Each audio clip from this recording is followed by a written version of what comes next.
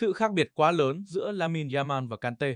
Trong khi Kante dường như không sử dụng tiền bạc để đánh bóng bản thân, thì Yamal mới 17 tuổi đã thay niềng răng liên tục, làm tóc 2 lần mỗi tuần và phát ngôn vô cùng thiếu tôn trọng. Kante nổi tiếng với lối sống giản dị, khiêm tốn và kín đáo, dù anh sở hữu khối tài sản vô cùng lớn, lên đến hàng trăm triệu đô cùng sự nghiệp lẫy lừng trong làng bóng đá. Xuất thân trong một gia đình nghèo khó, Kante được nuôi dạy trong môi trường đề cao sự khiêm nhường và điều đó đã hình thành nên con người anh ngày nay. Một cầu thủ không để tiền tài và danh vọng làm thay đổi bản chất của mình.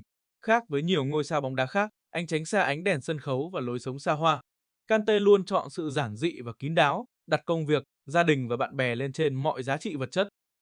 Chính thái độ đó đã mang lại cho anh sự tôn trọng và ngưỡng mộ từ người hâm mộ khắp thế giới. Những người xem, anh là biểu tượng của sự khiêm tốn và chân thành, hoàn toàn trái ngược với hình ảnh hào nhoáng thường thấy trong giới cầu thủ. Kante sống đúng với bản chất thật của mình và đó chính là lý do khiến anh được yêu mến đến vậy.